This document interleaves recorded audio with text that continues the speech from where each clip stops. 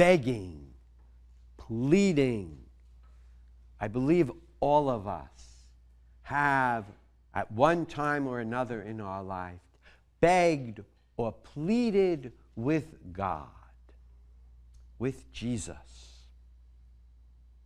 And here, in this gospel passage from Mark's 5th chapter, we hear people begging and pleading. First, we hear the devil inside of this possessed man pleading with Jesus. Send us into the swine. And Jesus does.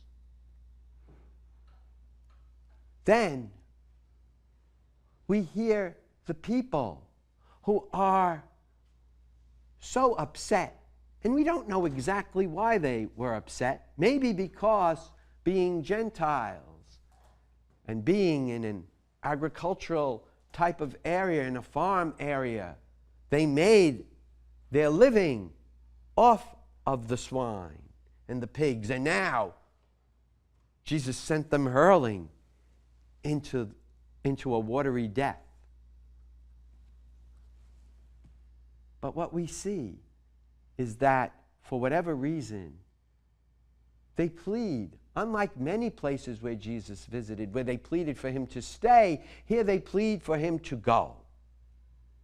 And Jesus goes. He does exactly what they ask. But then the man who was freed from the demon, he pleads as well and asks, "Can I follow you?" And Jesus does not fulfill his request. And yet, Jesus not doing that is a moment of great grace. Why? Because this man, and any reader of Mark's gospel would have thought, yes, this man is a Gentile,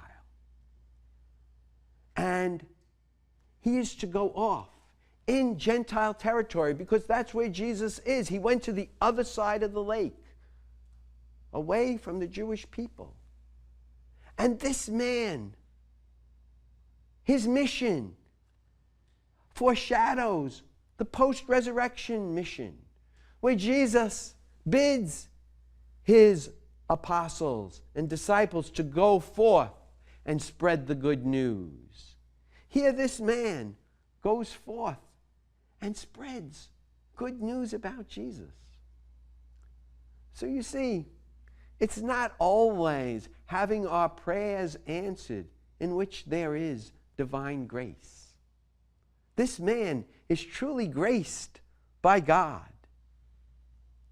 and goes forth with a great mission, even though his pleading, his begging, his prayers were not answered. In fact, when we look at it, those who had their pleading answered, the townspeople, the demons, they're the ones who didn't really receive divine favor. That Gentile did.